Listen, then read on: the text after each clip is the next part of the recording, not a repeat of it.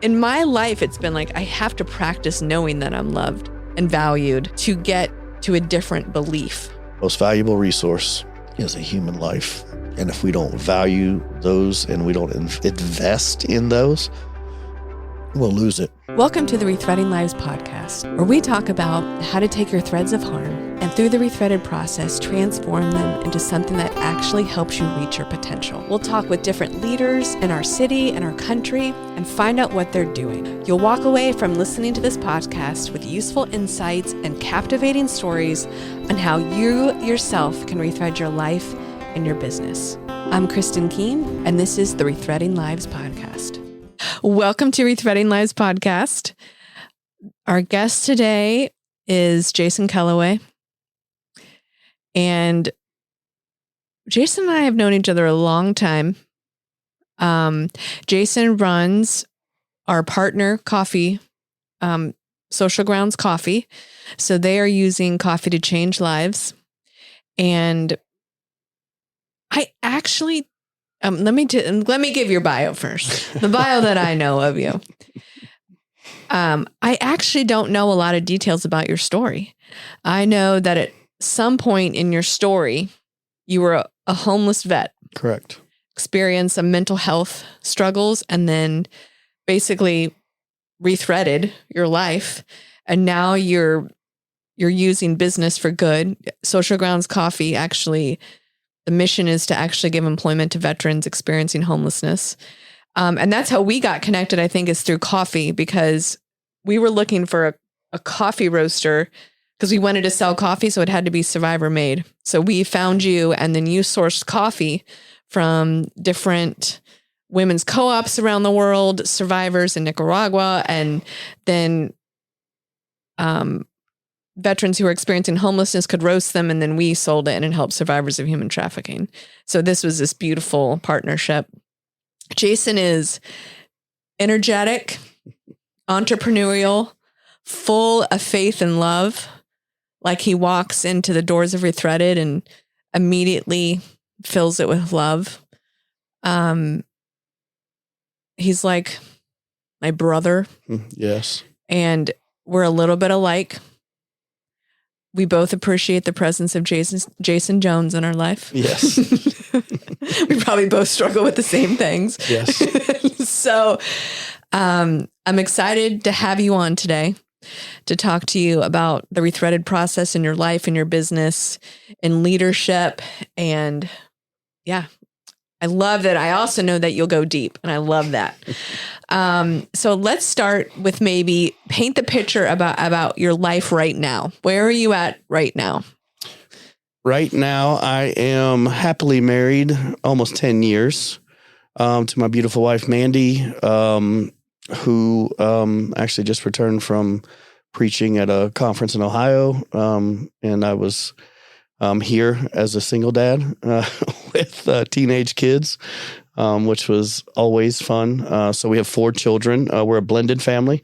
So I had 1, she had 3. And so we have blended our families together. Dylan is 20. Carson is 18. Riley is almost 18. In November, she'll be 18. And then Landon is our youngest. He's 15. Oh my gosh. Yeah. So I can't believe how old they are. Yep. 100%. Time flies. So obviously, that's where we're at. Mandy and I are both pastors. And we attend Evangel Temple Church on I-10, and we do a lot of outreach in the city. I actually was just there this morning. It'll be 11 years that we've been reaching people with Cup of Love ministry in the inner city. That was what started first.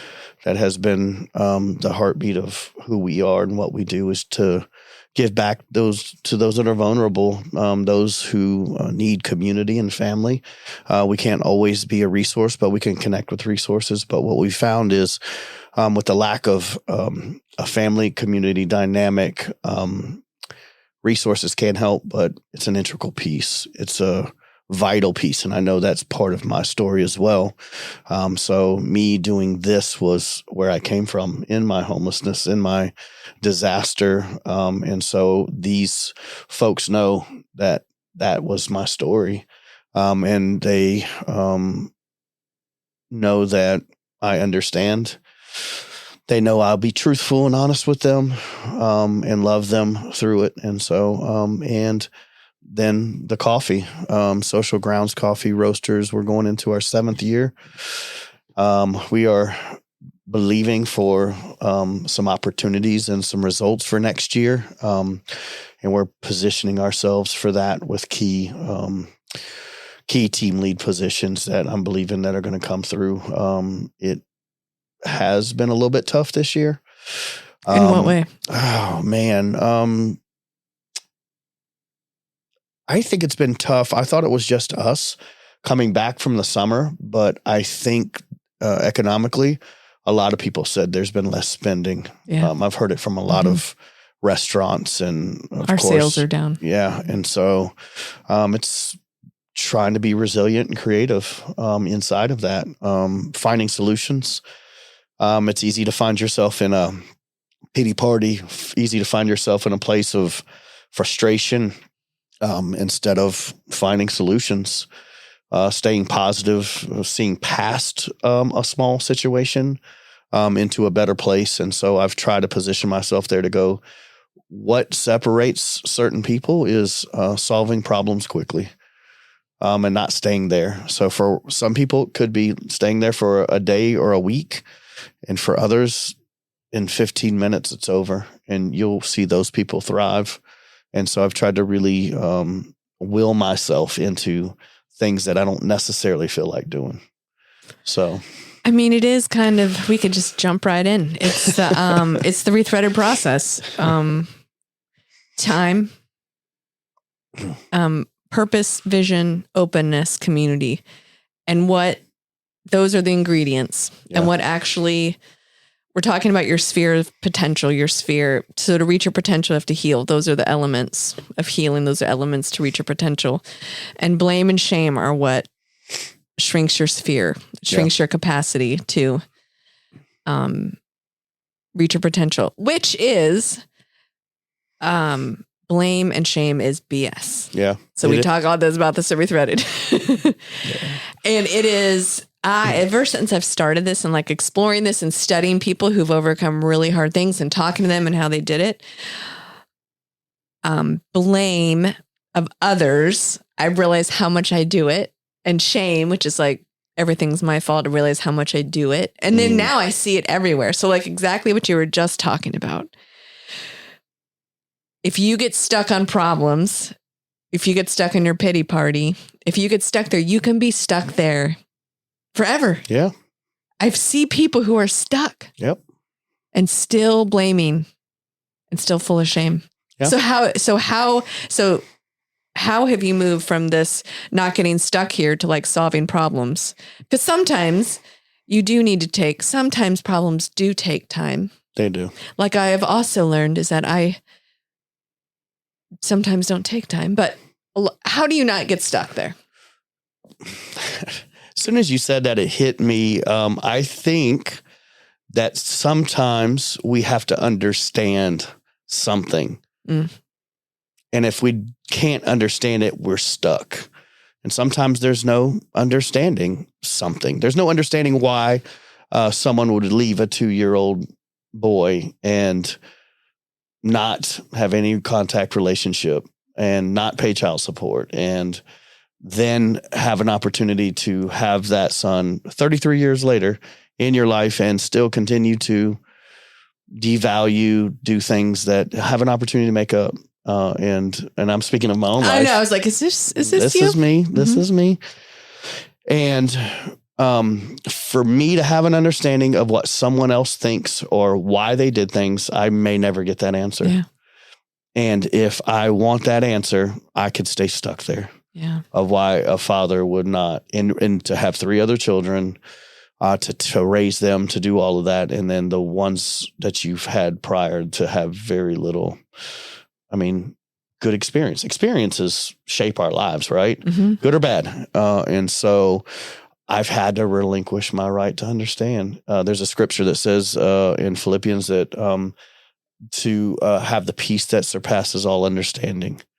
And I heard a pastor once say that sometimes you have to relinquish your right to understand. If you want that peace, sometimes you relinquish that right to understand. And it really hit me like a ton of bricks to go, sometimes I won't. And I've got to be okay with that. And so even if I don't understand why would you do that? And not get an answer. But I get stuck there though. Even with my own kids, I want to know why. That's a hard place for me. Yeah. You know what I mean? And I don't get, it's everything but that. You know what I mean? And so I sometimes I have good situations with the whole why thing, and other times I don't. And I got to reconcile that with myself. And sometimes come to the position that they might not know why. And I might not know why, you know what I mean? And so those are the areas that I feel like in that process that have helped me to move past certain aspects. So is it a matter of, like, if we get granular, is it a matter of changing your thoughts? Like if you were constantly saying, why did my dad leave me? Yeah. It must mean that I'm not worthy. It must mean that I am not lovable. Yep. Like, is it changing your thoughts that allow you to move through it, or you stop thinking about it? What's your belief system, right? Mm-hmm.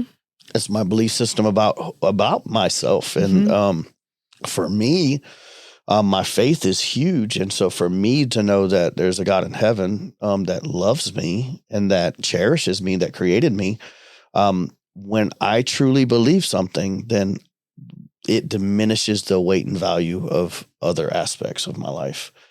That I can now hinge and hold on to the hope that I am valued, I am loved, just not by that person.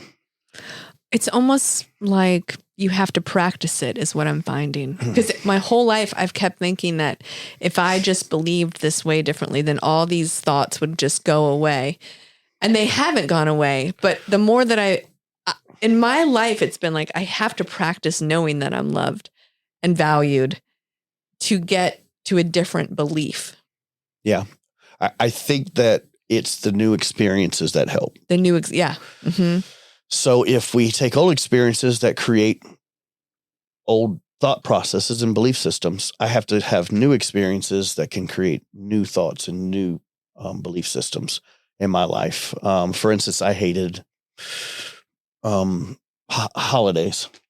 For a plethora of reasons, just was bad for me. I mean, we would drink, it would be alcohol infested. And when I stopped, it was just this bad place. I mean, there was not much to it. It's not like I'm a child. I'm going to have a bunch of gifts under. I'm an adult now. I have responsibilities. And I married a woman who her favorite holiday, we literally have Christmas decorations up now. Yes. Oh my gosh. You married Jason Jones. Just full of life, vibrancy, and wants to celebrate. And it's one of my shortcomings to celebrate something intently. I can celebrate. Oh yeah, great. Now it's on to the next thing, right? What do we need to do next? And so for me, finally, after having multiple experiences, I had a Christmas and it changed the way I view Christmas. I was actually like, I'm actually looking forward to Christmas. And Mandy looked at me and said, what? She said, what'd you say? I said, I'm actually excited about Christmas. And she was like, oh, wow. And you should have seen not only what it did to me, but what it did to her, to know that the resiliency in creating consistent experiences that were positive, right? Healthy and positive. Those are two big things, changed a person's ideal and experience of something. And it's part of, that's why community, I feel like, is imperative. Yeah. They all work together. That's what I was thinking when you were talking about how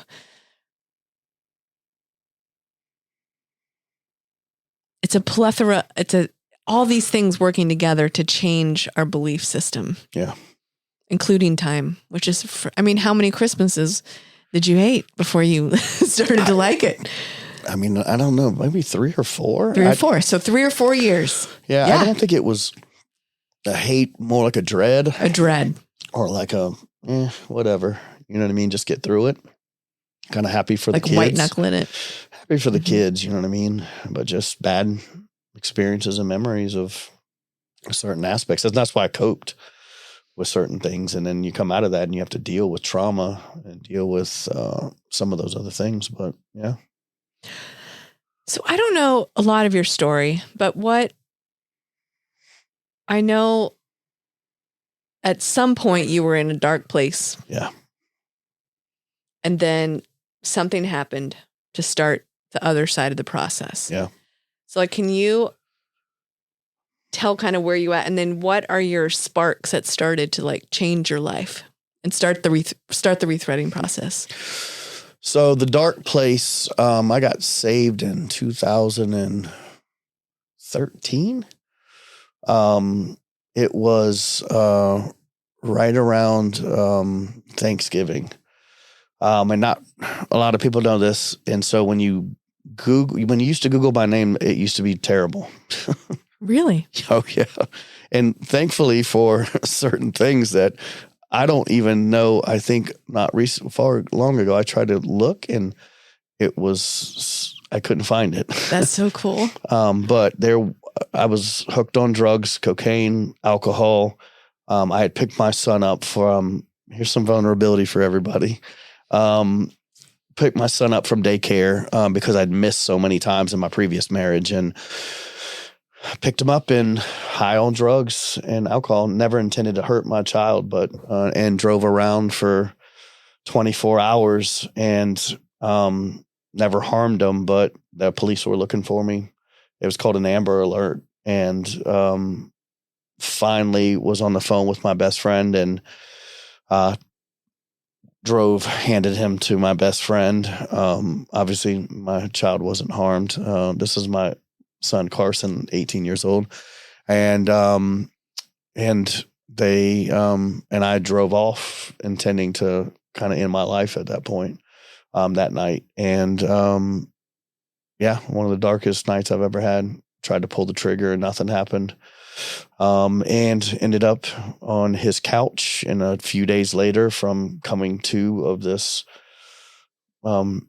peace, I ended up in a church and gave my life to Jesus and began my journey with ridding myself of everything I've known my whole life, of insecurities, coping mechanism, alcoholism. It's just was inbred into that part of my family, especially my mom and my aunt, one of my aunts, which both of them died of alcoholism, cirrhosis. My mom actually just passed away last year, just recently, and from alcoholism. And it's a real thing, and it's a generational thing that can really shift and shape a child, you know what I mean? And that turns into an adult that now has to live with not only a single parenthood. My grandparents raised me. My mom was in and out of my life until I was about 16. And so for me as a young child, I mean, and then one part of my family still likes to shame in my process when I messed up. Nobody wants to try, but the person who tries gets chastised because you mess up, which leads me to the point of why or what turned was not giving up. I've heard this, and it's such a true statement. You can never lose if you never give up. It's the realest thing I've ever heard. And I could have given up and just fallen back into everything I've ever known. And I just couldn't. Do you know why? Do you have words? By faith. I mean, there was something in me that I tried to walk away, and it was the most miserable 6 months I ever had. This was prior to Mandy, prior to any of this stuff. And man, it was terrible. I ended up in this relationship. I couldn't find a job. I mean, the Lord had his hand on my life, and I just couldn't go anywhere, couldn't do anything. I mean, I was literally trapped. I felt like hell. And for me, it was. And I finally, after that point in time, the relationship with this girl ended, and was most toxic, insecure place. It was terrible. And I just was like, I can't live this way anymore. And so I knew at that point that I had tasted a piece of life that was good for me, but it wasn't going to be easy. Mm. That's what I had to know. And being a Marine and coming from being trained and hardened I felt like almost boot camp again. In Marine Corps boot camp, the Lord exposed to me in a Marine Corps boot camp, you get torn down to nothing, and then they build you up. And as you graduate, you become a Marine, and they've built you up. And I felt the same thing in my spirit, like I am being torn down to absolutely zero to be built up again into a new creation. And I had to succumb to the process. The process is the process. The process is the process. I think this is why a lot of people don't ever start, because it hurts. Yeah. It hurts, and it's really hard. You have to be really brave. It takes a lot of time. I mean, it's all those things. And people, I know that sometimes why I kind of pull back when it gets too hard. I'm like, okay, this is really hard. I don't know if I can do this. Well, you'll go as far as you work. Yeah. And some people don't want to work. And the thing that they'll start to realize is you're always working. Mm. You don't ever arrive. I mean, when we talked about mental health, I've grown. I've not arrived. I mean, seasons change. I mean, anybody out there can tell you that raising a teenager right now is just a whole nother level, whole nother level of understanding, of patience, of things that I struggled within or didn't struggle with then at that age. I struggle with now at this age. And it's a process. I mean, do you have seasons of maybe ease? Sure. Maybe. I don't know. But sometimes are harder than others. I've never had harder times than I've had probably over the last 3 or 4 years. I mean, in a state of sobriety. Yes. How long have you been clean and sober? Oh, since probably, 2013. So 10 years? Yeah, it's at least been, something like that. Hold on. I did not know. I know. So no, I knew, I had a glimpse, but I didn't know it was in 2013 because I know you were in Mandy's story that I don't know how long you knew each other. And then you felt like God told the person to marry each other. Yeah. And so you hadn't been sober that long. No. I had been in Mozambique, Africa prior to meeting Mandy. I was in a missionary school in Mozambique, Africa. And literally it was prior to that it was a radical shift. It was me getting away from this place, me honestly being able to work on myself. I knew I was going to help people, but I was going to be the one who was more help than anything. And it was taking the time to work on me and to have at least an opportunity to stop the chaos and an opportunity to at least identify some things that needed to be touched in my life, in community and in vulnerability and all these areas, that it allowed me to come back to have an opportunity to have a foundation to build on at that point. And I just continued to build from that point, and obviously met Mandy, and she has been a rock and a staple in my life of consistency and faithfulness and just love, just who she is, generosity. I've never met a more generous person in my life. And just her character, even from hearing stories from her friends of who she is. And her story, if she sat here and told you her story, you'd probably be in tears. There's so much that people don't know about her, and her strength. And she was born with cleft lip and palate and has had, I don't know how many mouth surgeries, face surgeries that she had to live with her whole life and had to go through all of her stuff. And she's been an inspiration to me, of struggle. And she's never had an alcohol drug problem. She's never really drank, and she's always, her family is a rock solid, many generations of faithful believers. And like, it just was, it's crazy. Oh my gosh. Crazy. What did her parents say when Mandy's like, I think this is the man I'm going to marry? Luckily, I knew her mom Okay. from the church that I was at. Okay, and that's really. so her mom knew of me, and then her Mandy's dad, who is no longer with us, amazing man. I think once he takes you in, he takes you in. Mm. It was really her other side, her aunts and uncles that were actually not going to come because they thought I was wanted to take her money and you're going to marry this homeless. Oh my God. I mean, you couldn't be upset at them. And it's so funny now because the whole joke now is that they kicked Mandy out of the will and now I'm in. So I've passed the test. You passed the test. I did. I'm not who they thought I was. That's so good. So. It's just so a testament to faith. Yeah. Yep. It's in God, in a person. I mean, yeah, it's without hope. The belief that things can change. Yeah.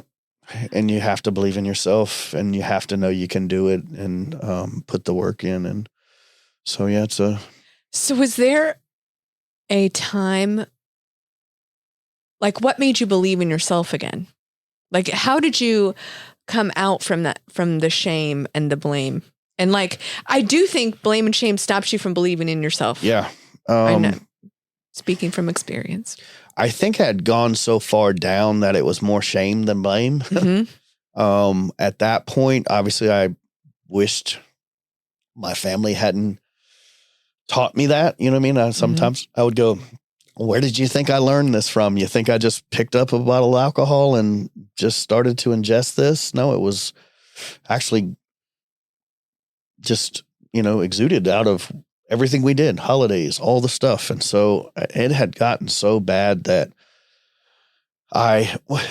here's the point. When I went in the military, it wasn't so bad.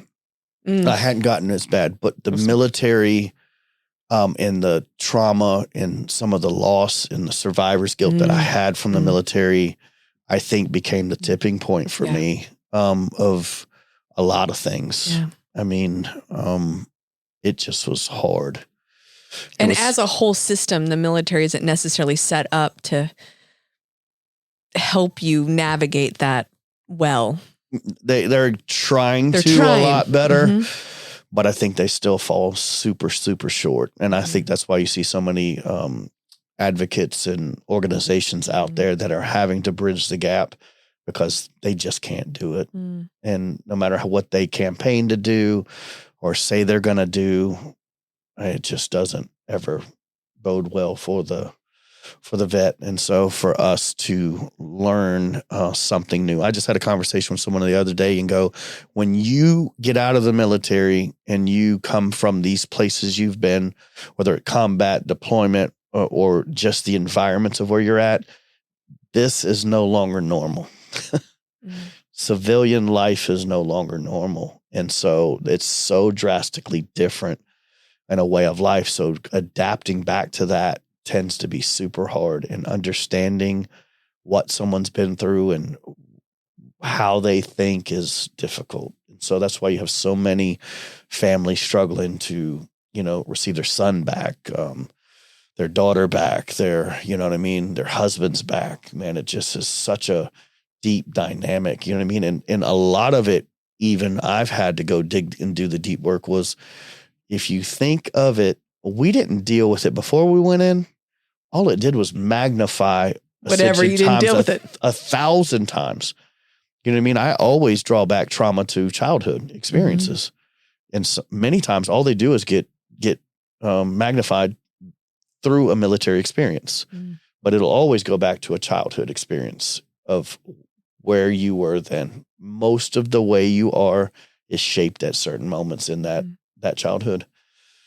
And that's why it's so important for parents, so important for mom and dad, and a safe, healthy environment. Not perfect, safe and healthy, that they can grow and they can learn certain attributes. So how do you create that with not having it and now you have a family Yep. and a blended family, which is not the most simple thing. Yep. How do you manage to find how to create safety within your family now? Apologizing a lot. Apologize. That's it's huge. It is. It's we have one very distinct motto in our family. We don't always get it right, but we make it right. Mm. And so we've lived by that to say, listen, make it right. Like, no matter where you are in the position of this family, the hierarchy of it, if I'm wrong, I'm wrong. And I have to admit that. And that's a leadership attribute, right? Yeah. All the way across the board. And so even with my children, because I tell you what, you want to know where you're truly at. It's not being in front of your board. It's not being in front of, you know what I mean? Yeah. The masses. It's being in the most harsh, vulnerable places, and your kids will call you out. You know what I mean? Especially if it's safe and healthy and they're not in fear. They'll tell you all about your stuff. They'll tell you when you messed up and said something you shouldn't have said, or you got a little bit upset or angry. And so it's an opportunity to say, you know what, you're right, I was wrong. You know what I mean? But it also bodes responsibility for them to say, this is the example that I'm setting, that when I'm wrong, I'll admit it. But when you're wrong, you admit it as well. And so I think in those circumstances, that's probably been the number one driving principle for our family is that we are a family. And then I'm starting to learn to define things. Like, if you don't define something, they'll define it for you. Mm-hmm. And so especially with, people, employees, you've got to define what something means. Because I have an idea of what it means, but it doesn't mean it means the same thing to you. Mm-hmm. And so for me and my kids, I'm like, what does family mean? Because for me, it means service, love, commitment. There's a lot of things that are deep. And for them, I don't even think they had answers for it. I don't know. It's just family. I was like, well, we have to have a lens to look through so that we have a right view of our responsibility to a family, And so for us, that's where we've been on the journey. So as we send these children out, that they have a better idea of what this looks like, because outside of you're going to have your own family, you're going to have your own situations, and you have to have some sort of grid. You don't show up with a manual. You don't show up with those things, but what you have are things that are passed down from generation to generation that create some health, stability, some guidance, some vision for them to build off of. I mean, at Rethreaded, we talk a lot about, it's in our mission now, is to break the cycle of generational trauma. Yeah. And how much work that is. Yeah. Like, it has to do with like opportunity and financial success, but it's all that internal work to do to break that trauma. Yeah. And like you said, I've heard it said, what's hidden can't be healed. And so if you want to carry that thing around, you are very welcome to do so, but there will be a point in time where that thing rears its ugly head, and like you said, you'll go through relationship to relationship, employment to employment, until you're ready to look yourself in the mirror and say, what's my part? And you start to own your part of it, and that's where the real work starts. Not what they did or didn't do, but what is my part? That's the only part my side of the street. That's the only part I'm responsible and I can do anything about. Not even my wife. I'm not in control of her. I have to respond and dictate my things off of what I know I'm responsible for. And we talk about taking responsibility really means the ability to respond. And a lot of times when you are in trauma, you are in addiction, whatever you're in, wherever you're stuck, sometimes it steals your ability to respond, or you have to learn how to respond and take control. No, I think you're right. I think because the other part of it is reacting. I think what you get is emotional reactions, defense mechanisms. You know what I mean? That happened, and so a valid, well thought response, I think, creates the ownership. Of your part of it. So I think I had to get out of reacting off of how I felt. And I process how I feel, but I don't respond in that. I have to sit, and I've had to learn to sometimes not say anything at all. Sometimes it takes me a while. Yeah. But it's so wise though, to be able to say, hey, listen, I don't make decisions on how I feel. I had a Marine Corps, his name is Craig Blassingame. He's one of my Marine Corps buddies, and I don't know if I know he'll remember, but he said something during my hard times and said, you're not a different man than you used to be. You're the same man. So what I need you to do is I need you to step up, and I need you to start making good decisions. I need you to stop being emotional, and I need you to start making command decisions. Same ones you made back then, you can make now. So quit being so emotional about it and just make right decisions. And I remember processing that for a while and just going, man, like I can no longer make emotional based decisions, and I need to make and do the right thing. I always tell people, hey, listen, do the right thing. So when you know right and wrong and you make a right decision, because you know it's right, it doesn't feel well, doesn't feel good. But when you do it, when my emotions catch up, I'm so happy that I did. When they finally catch up, I'm like, I didn't get emotional. I didn't yell at my daughter. I didn't feed into the emotional part of this. And I just had a candid response. And maybe it didn't change anything, but I just let it be. And then a few days later, I'm so happy that I just handled myself in the right way. And when those emotions finally get subsided and I finally get calm, I'm like, I'm so happy that I did, because I didn't say something or I didn't do something that would affect things or make them worse. I've been defining that. What you just said is courage.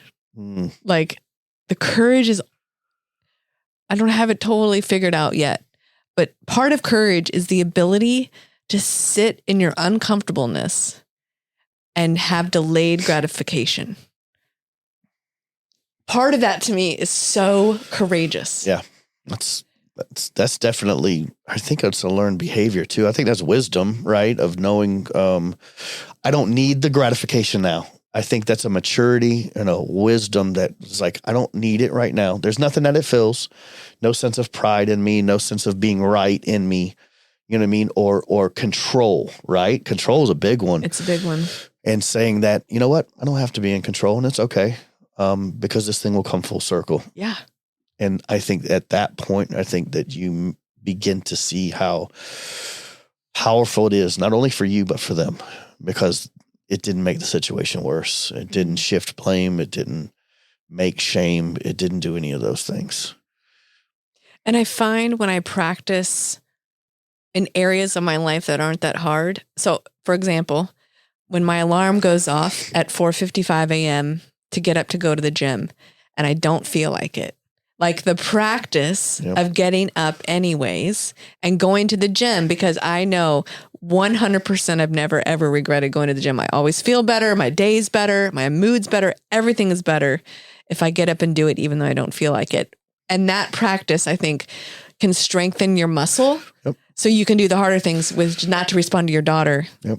It's a discipline. It's a discipline. Very much. Discipline's a huge leadership principle. Probably one of my biggest, it is probably my biggest struggle. Huge principle. That's probably more well pronounced in the military community. Yeah. Is discipline, military, like athletics, or probably military more than any of them, but high level athletics and athletes and things like that. That's why I will always hire an athlete. Yep. Always. Yep. Because you got to learn such discipline and self-control. Yep. It's a big deal. So the discipline will carry you through. So how have you developed more discipline? Doing things I don't like to do. Do you have another example? Give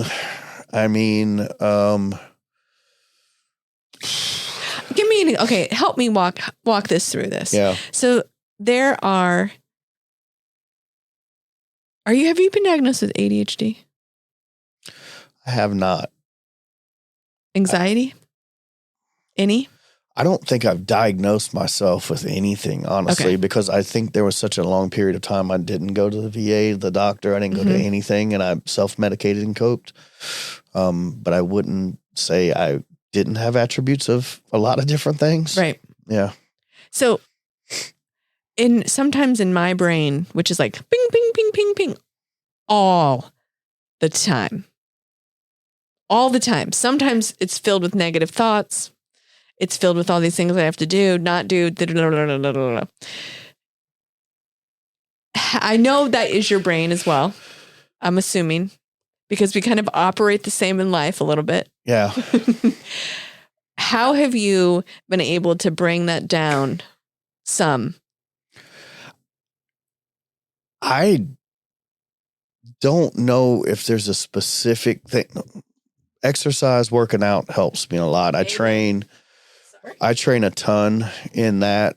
And so, I obviously my faith, I pray and read God's word a lot, and has helped me. But I honestly am not a super overthinker. I'm trying to remember when that stopped for me. And I don't know if it was a conscious anything. I think it was a series of consistent behavioral disciplines that I've done that have just worked. I watch people that overthink, and I think that I capture it prior to me, because I can always tell because of their speech and the constant barrage of it's always something's wrong. I can't get past this. I'm like, whoa. I think it's slowing down in some capacities for me. Have you slowed down? A lot. I don't drink. I used to be hypertension. I used to be so wanting to be so amped and Red Bulled and pre-workout up. And I have found myself over the years in such a search of peace and calmness. Me too. That I sleep. I like sleep. Me too. I can sleep. I mean, I've had to figure out how to get good sleep, but I sleep. I think that's the only time my brain actually stops from going. And so there are times when I've gone home and taken a nap in the middle of the day if it's been a rough day. You know what I mean? Because I feel like that's almost a pause for me to disrupt some of the things that are happening. And I think it is a mindset. I'll never forget this Jocko Wilkins podcast. And it was basically taking every terrible scenario and saying, good. He'd say, oh, everything went to crap today? Good. Can't get the funds we need? Good. It was just this, I don't know, this just switch that was like, you know what? Good. I mean, what's really going to happen by overthinking, overprocessing, worrying about something that will relieve itself at some point? It will come through, right? It will happen. If you stay at something long enough, something's going to shift. Something's going to happen. But you got to keep to it. There are certain behavioral disciplines that are absolutely necessary for a good outcome. Habits. You'll never climb Mount Everest in your head right away. But I said, you got to break it down. Things can't be so insurmountable that they overwhelm you and destroy you and disappoint you quickly. You've got to bite size it down to good chunks where it is like good. Yeah. I still struggle with that. Have you learned how to do that? Or do you have a community now around you who helps you do that? Or like, how have you managed to take that and break it down? I think there's some mantras like that. I like this. Good. Like, I don't know. It's just become a mantra of mine. I just heard a quick snip on, as I was processing through, I watch a lot of leadership stuff, and it was leaders get through things way faster than other people. And I basically had to take a bad situation, and I just needed to get through it. The situation might have not gone away, but I'm just not stuck in the situation anymore. I'm not worrying about the situation anymore. I've gone past that point to know that there's going to be a solution. Do you have an example?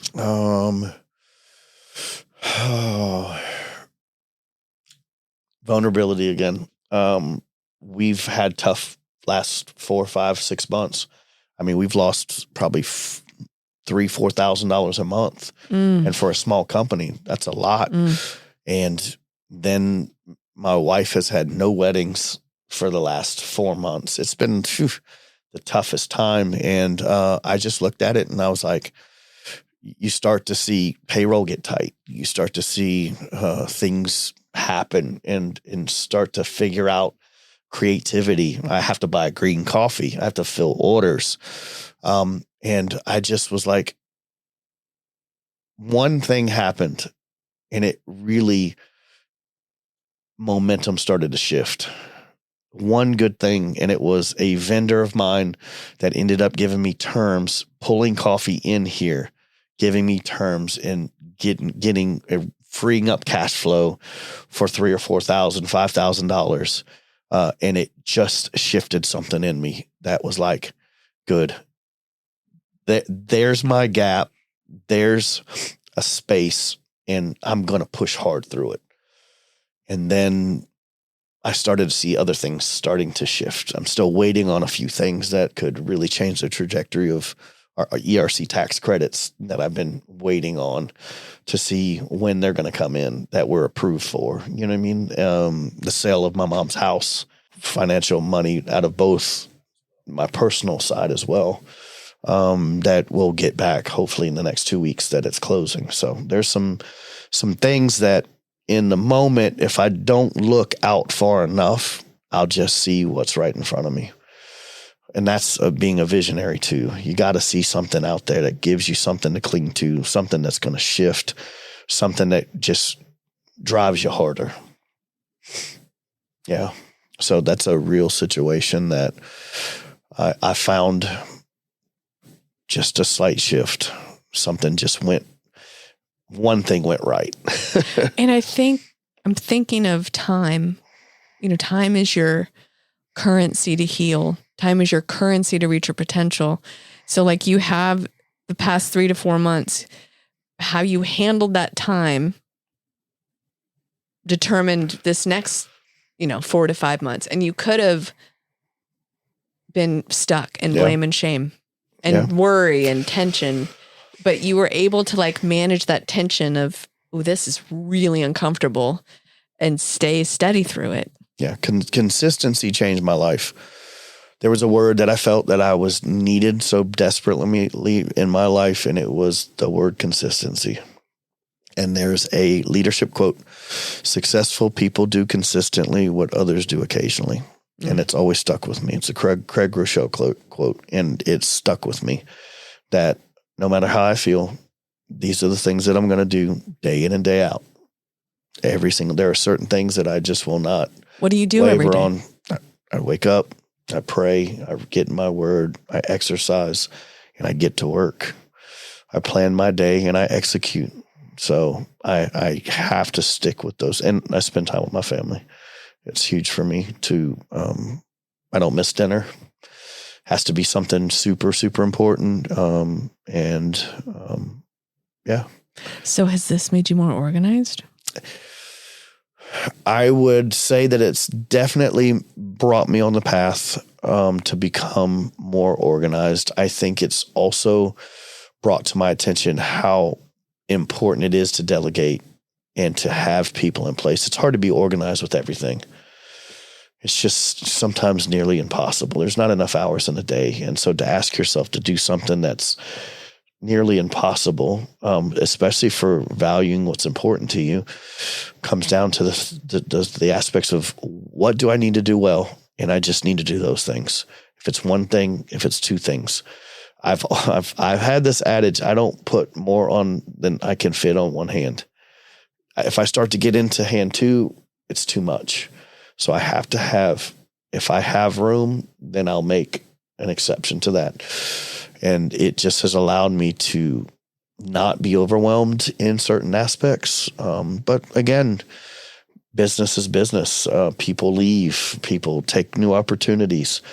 And so I just actually was able to hire recently. I've had a gap for 4 or 5 months for roasting and production and helping the warehouse, and just had the right opportunity come out. And amazing guy, team player, knows a lot, is just helped me out tremendously to now be able to step back and now be able to breathe and look at, where do we need to work? What do we need to do? And listen to my staff and listen to some feedback and go, hey, here are some things I need to address. I just had one of my staff members tell me that I needed to be in the shop, that the regime that I trained is no longer there. And I just have not had the time to retrain and pour into this new team and educate them like I had the old one. You would have never said any of this 5 years ago. I'm serious though. I've known you long enough to know that you would have not said this 5 years ago. Yeah. I probably say more than I should.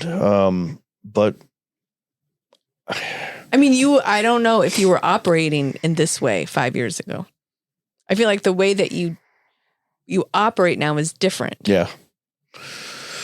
You feel much more at peace. You feel much more focused and centered. Yeah.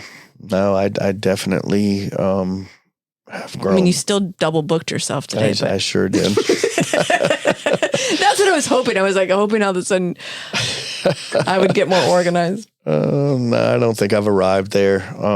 I think that I still have some delegation to do. I still have opportunity, and obviously being a small business, you can only delegate and give opportunity to what you can pay for. Yeah. And I find I've always struggled with delegation so much because time is my nemesis. I'm also so impatient that it's so hard for me to slow down and take the time to train the person. Yeah. So I end up delegating too fast, too soon, and then I get frustrated because they're not doing it the way I want, but I haven't communicated how I really want it because I haven't taken the time, and it just continues this vicious cycle. So, delegation takes time. Yeah.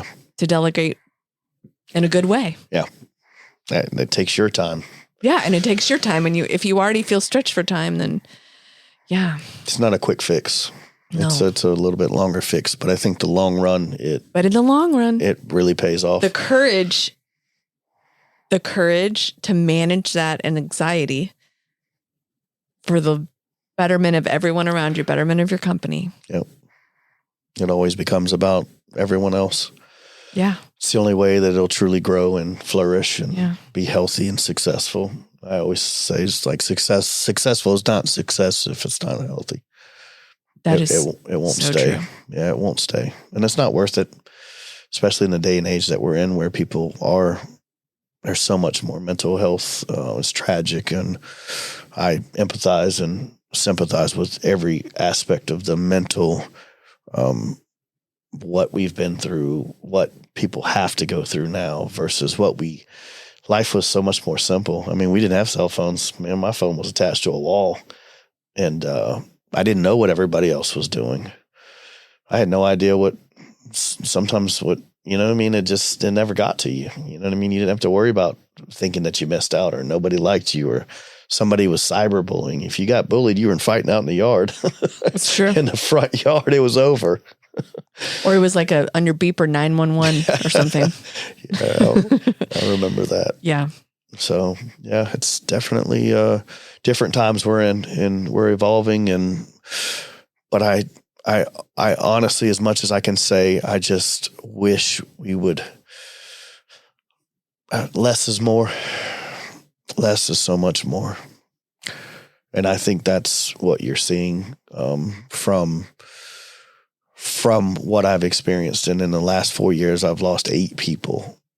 And you can't get lives back. And died. Yeah, close to me. And I think suffering, loss, and tragedy, and some of those pieces, it'll change you. You won't be the same person. And I think you start getting older. I'm 48 now, and things are less important to me.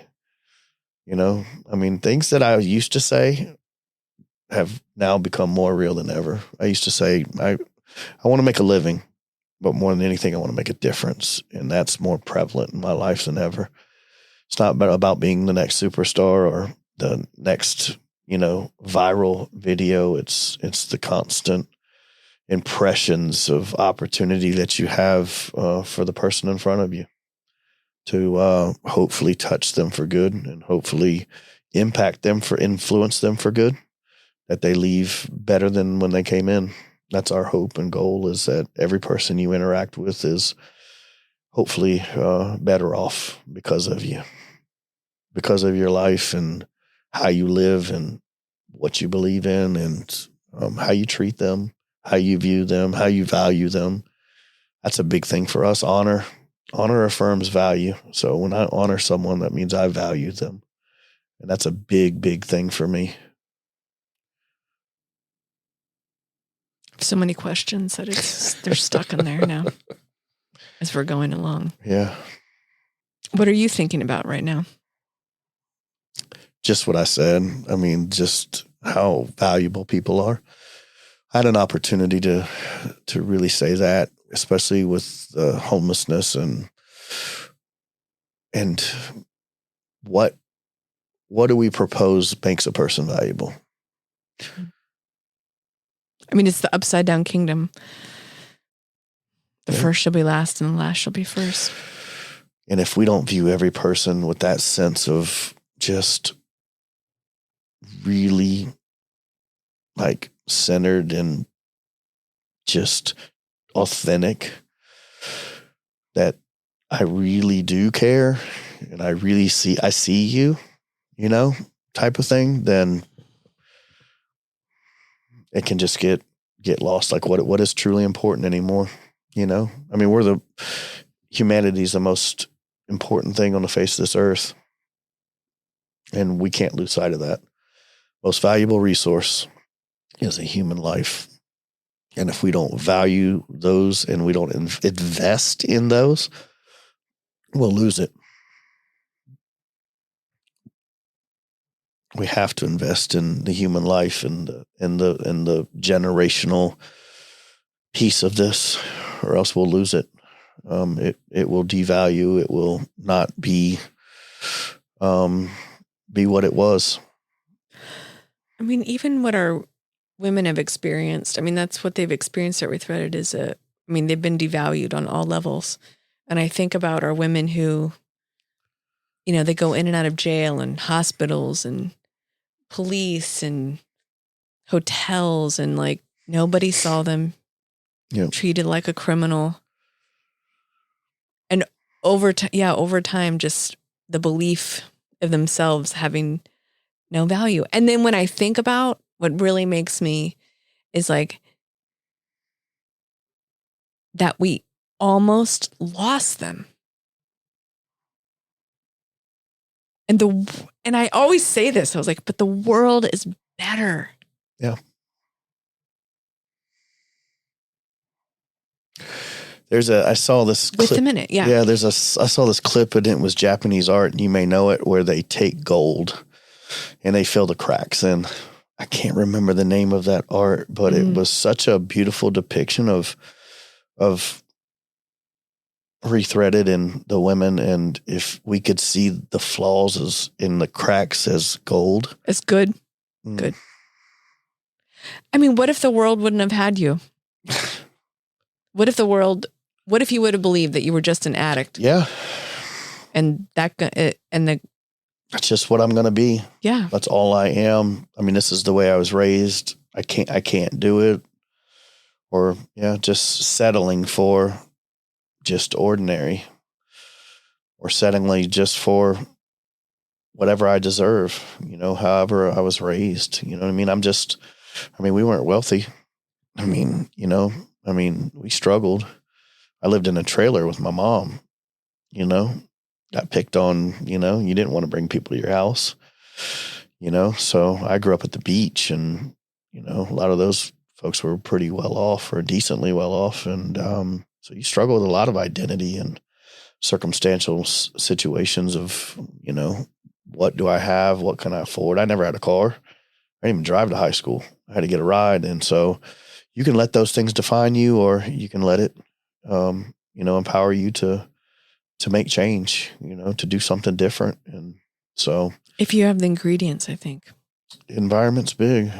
And I've just, again, I feel like I bring this up every podcast though, but I would love to get your thoughts on this. When I think about what I used to believe justice was and what I believe justice is now, is I think that part of justice is a place to heal. You have time, you have community, you rediscover your purpose. You have a belief that things can change. That is justice. Yeah, it's wrong being made right. Yeah.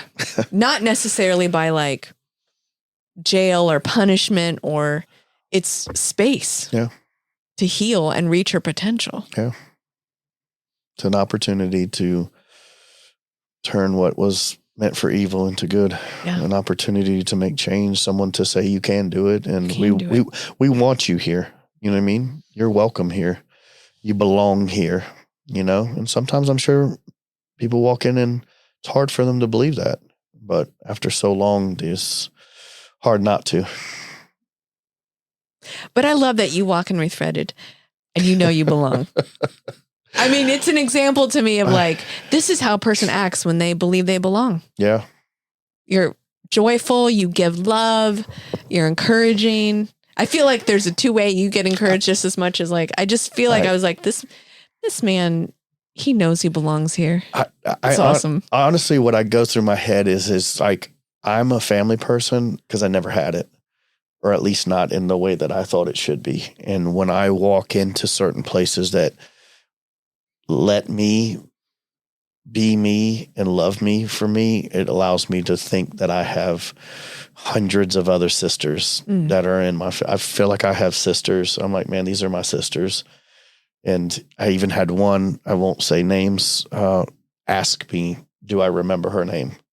And I think that goes back to value that I would remember who she was. And it hit me like a ton of bricks. And it may be small to other people, but to me, I reflect on that and go, man, for one person, it was, did you remember who I am? And then they remember you. Yeah. Jason the coffee guy. Jason the coffee guy. Yeah. I think it's super important. I mean, I just was downtown. Even there are times that I've been hurting with our downtown neighbors, and you should have seen them rise to the occasion to give love and give encouragement and give hugs. Because that's me. That's what I do. And when they give that back, and I can tell it's different because it's them hugging me and not me hugging them.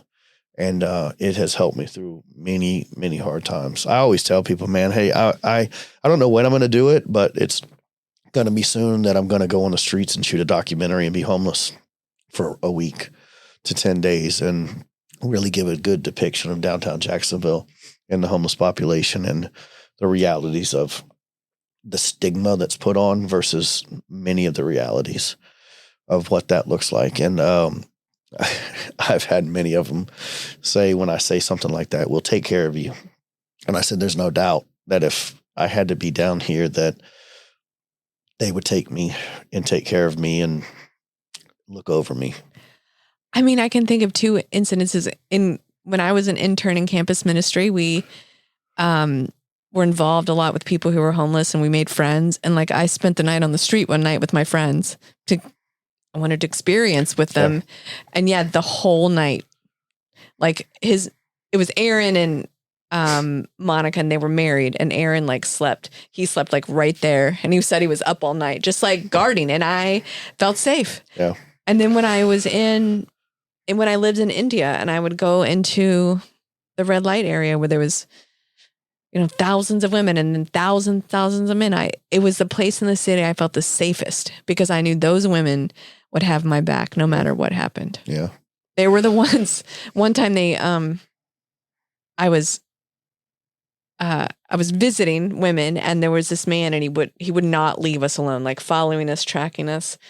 And I went down this alley, and I knew if I could get to this alley, I knew there was this brothel full of my friends. And then if I could just make it there, they would help me.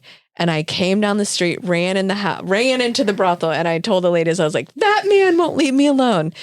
They grabbed 2x4s and beat the man and chased him down the street. And I was like, see, you don't mess. You don't mess. That's right. But that's also what I think about a lot is a lot of people would say to me about the red light. I'm sure it's like this when you're working with people who are experiencing homelessness. Like, they're like, how did you manage to be in the red light district with those women? Like, it's such a horrendous place, blah, blah, blah, all this stuff. And I was like, yeah, it was a really hard place to be a lot. But then other times there was so much humanity, like so much friendship, so much just drinking tea together, so much, how are your kids? What's your family like? What's your day like? I mean, just like a normal humanity of a person talking to another person where there was life and goodness and like women would take care of each other and there was still love. In the middle of hell, there was still love. And our women talk about that when they're in the life, there's still love because they would take care of each other. They would fight for each other. Yep. I don't know. I don't know if that's your experience. Definitely in my experience, I think that I think at the core of who we are, that's what it is. No matter what experience we've been through, I think that deep down, it may be calloused, it may be hardened. There may be lots of things, but deep in us, that's our original design is for love. We all need it, whether we've cut that off or whether we feel like it's been cut off. I think that inherently wrapped in that we desire and need. And I think there's goodness in it, even in terrible situations, super terrible situations that our responsibility is to receive that love so we have something to give and then to be that example of what love is to one another. That's what I've been defining as what your potential is the ability to give and receive love. Yeah. Blame and shame stops you from giving and receiving love. Yep. Taking responsibility allows you to receive it and give it. Yep. Life is in that. I mean, Jesus said the greatest 2 commandments, love the Lord God with all your heart, mind, soul, and strength, and love thy neighbor as thyself. And he knew you had to do the first one first so you could be able to do the second one. So without loving him and him loving you, then there's no ability to do anything else, to give something away you don't have, and it's absolutely vital. It's a lifeline to being able to do that with others. I know a majority of our women have had experiences with God that have honestly saved my faith, I think. I mean, as powerful enough as like coming to them in dreams. And like this one woman had a dream. She has a dream, and in the dream, it was Jesus. Jesus came to her and said, there is a place for you to go where there are women there and they've been through what you've been through and you need to go there. Wow. So she woke up, she asked her care manager, like, I just had this dream and this is what God said. And the care manager's like, yeah, I know that place. It's called Rethreaded and you're not ready to go there now. And then a year later, after she had been in treatment a while, she came to us. And that's how she ended up there. Wow. I know. Oh, so good. Yeah. So necessary. So necessary. All right. So where are we at on time? We have about 15 minutes. That's perfect. All right. So can you share, there's 2 last questions. The first one is a full circle moment. This is when your threads of harm, your threads of hurt have almost been like integrated and they actually have become something that has helped you reach your potential. And so a lot of people have these moments when like it all kind of comes together and you can feel the expansion. Like, yes. Where time and vision and yeah.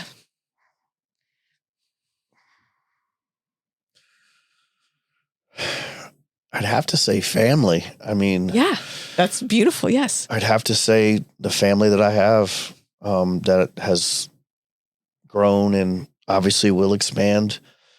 Our kids will have kids and I'll have grandkids. And even though we've been a blended family, they'll be my grandkids. Mm-hmm. And you'll start to see, even though they don't say stepdad, I don't say they're my stepkids. I mean, we just crossed a hurdle with most of them where I've been in their life longer than I haven't, which was a pivotal moment. And so to say, like, I've been here longer than I've not been in your life. And so I feel like that the family dynamic, something I've longed for my whole life, that has come around to this point of like watching it grow, watching my kids start to graduate high school and enter college, and the potential of them being married at some point and them having kids, and then this whole process again starting over with, and seeing kind of the goodness of redemption and restoration and opportunity and potential come through this space, you know? Because not only did I give them something, they've given me, I believe, if I could explain that to them someday, more than I ever could use in words. No matter what I do, the place that I desire to be, no matter how hard it is, I want to be at home. That's just the little kid in me. I will not receive those years back, but I will definitely reap the reward of being in a home. I've not missed out. It may just be in a different time, but I've not missed out. So good. Yeah. That's my heart. And then to people that are listening, maybe they're in the middle of something that feels impossible, something that feels hard. What do you want to say to them? A business owner, a marriage, a family, like whatever it is they're going through, what do you want to say? What do you want to leave them with? We all need help. We never do it alone. I mean, community, that last piece. Get yourself in a room with great people. When I say great, I mean solid, good people, healthy, just consistent people, and do what they do. Feed off of their energy, positive, another good attribute, positive people that you can feel something shift. It's an environment shift. Something happens when you're in the room with people that are just those kind of people. It's contagious. It stirs you. You can't be in a room like that with great people then stay the same. There's not a possibility. There's really not. I mean, it will change your life. The environment you put yourself in, that whole adage, show me the 5 people you hang out with and I'll show you your life. I've heard it said too, if you're the greatest person in a room, you're in the wrong room. Yeah. I challenge people to first, for your mental and your emotional health, get in a room with safe, loving, caring people. If you're an entrepreneur out there that's grinding, get yourself in a room with safe, loving, caring, positive, thriving people. It will be life-changing for you. Mentorship is huge. Well, I have 2 follow-up questions from that. How did you find these people? And if you want to share who they are. I just shared this with a gentleman. I have honestly not had a lot of people in my life, but it didn't negate me from finding people. And it was so funny that, obviously, if you're listening, you know I love Jesus. I rely on the Lord for a lot. And Mandy looked at me one day and she was just crying and she was like, man, I'm so sorry that no one has like brought you under their wing. No one has like cared for you in that kind of way. I grew up without a dad. You know what I mean? You've heard these stories of someone having, oh, he was a father figure to me. And she said, but I believe the Lord is deepening something in you to depend on him in a way that that no one else would for you. It's not for everybody, but that I have had to rely on God for so much that it has deepened my faith to a level that only He knows what He needs it for. I just have loved Him, and He's loved me 10 million times more. And I've never prayed more. I've never read more. I've never asked more for guidance, and just received those things, man. And again, I have found mentorship, and again, it's defining that. I found a lot online. I probably would never meet the person or see the person, but have kind of sponged in information that is actually really applicable to certain things in businesses. But I want to give a shout out to a few people, Jason Jones being one. Jason has been a monthly brother and encourager. I mean, he would speak to that. I mean, we've had moments that somebody takes the lead. We've had moments where we both kind of encourage, and then there's moments where it's like, I needed that, man. You don't know how bad. And then there's a few people in the coffee industry.